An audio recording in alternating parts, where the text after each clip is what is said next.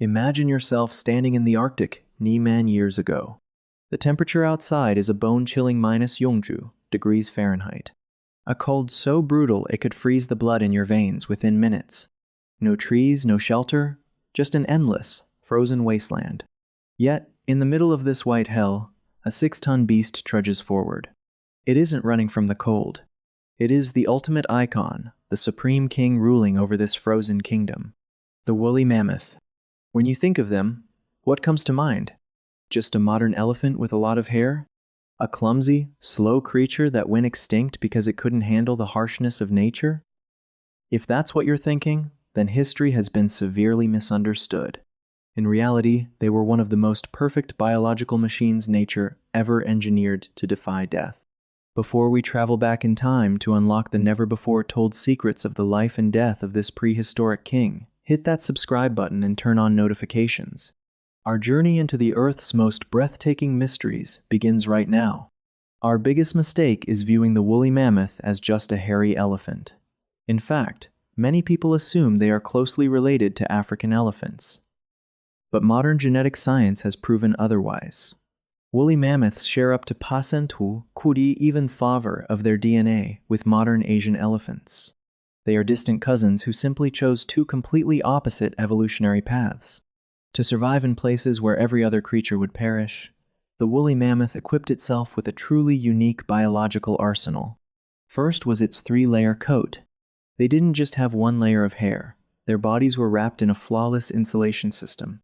The outermost layer of hair grew up to 10 inches long and was coarse to repel wind and snow. The second layer was thick and fine to trap body heat. And right beneath the skin was a layer of fat up to 6 inches thick, acting as a permanent built-in warming blanket. Their second weapon was their tiny ears and tails. Do you know why African elephants have massive ears?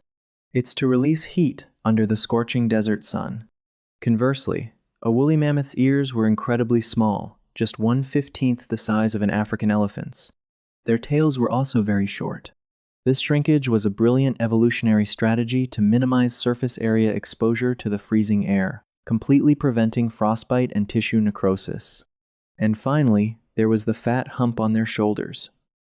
This wasn't bone. It was a massive fat reservoir, much like a camel's hump. This hump allowed them to maintain energy through the long, grueling winter months when the steppe was buried under deep snow blankets and not a single blade of grass could be found.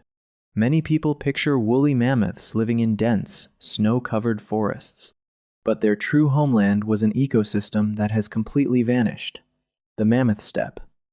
This used to be the largest biome on the planet, dry, windy, and carpeted with nutrient-rich grasses.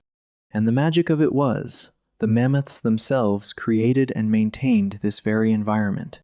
They weren't just residents, they were the chief architects.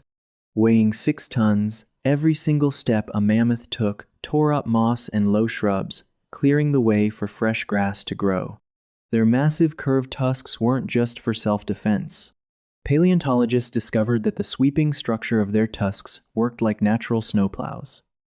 They used them to sweep away thick blankets of snow, exposing the dry grass beneath so they and other prehistoric animals like wild horses, bison, and woolly rhinos could survive together.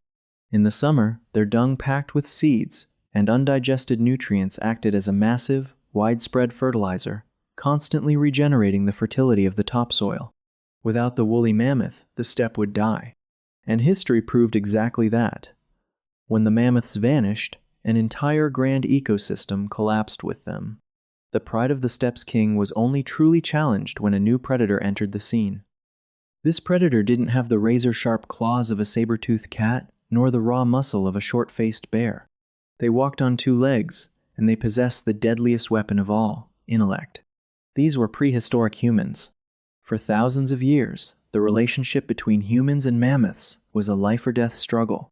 For prehistoric people, successfully hunting a single woolly mammoth meant survival for an entire tribe for months. But how could tiny humans, armed with primitive stone weapons, take down a 6-ton beast with thick hide and lethal, sweeping tusks? They didn't attack head-on. Archaeologists have found evidence showing that humans back then were incredibly cunning. They used the terrain to their advantage, driving mammoths into bogs or hidden pit traps camouflaged by snow. Once the animal was stuck and unable to move, they used long spears, repeatedly striking vulnerable spots like the eyes, underbelly, or leg joints. Yet, humans didn't just hunt mammoths for food. To them, a mammoth was an invaluable treasure trove of resources. At archaeological sites in Ukraine and Russia, researchers made the mind-blowing discovery of ancient dwellings built entirely out of mammoth bones.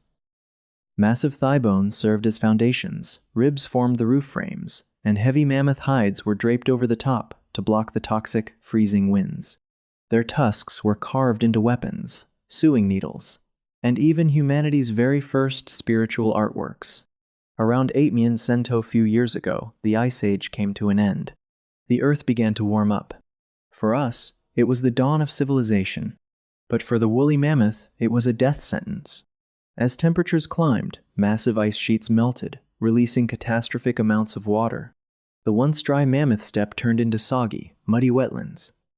The humid climate caused the grasses to die out, replaced by coniferous forests and shrubs filled with toxins that a mammoth's stomach simply couldn't digest. Their home was fractured, and their food supply dried up.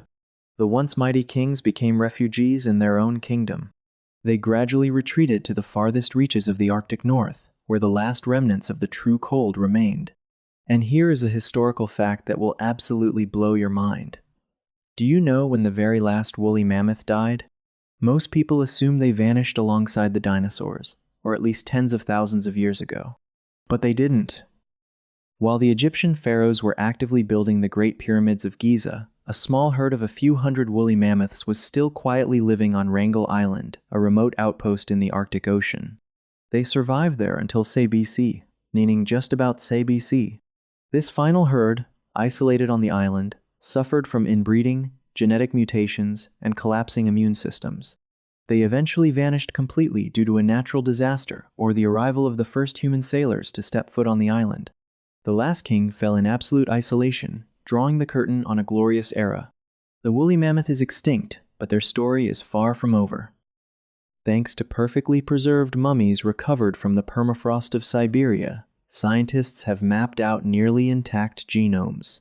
Today, multi-million-dollar biotechnology projects are underway with an incredibly bold ambition, using CRISPR gene editing technology to de-extinct the woolly mammoth, reintroducing them to the Siberian tundra to help combat global warming.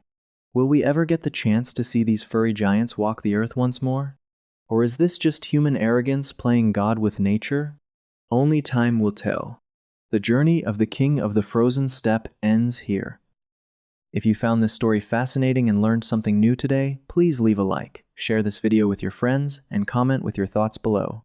Your support is the biggest motivation for this channel to keep unlocking the mysterious pages of prehistoric history. Thank you so much for watching. Bye for now, and see you in the next story.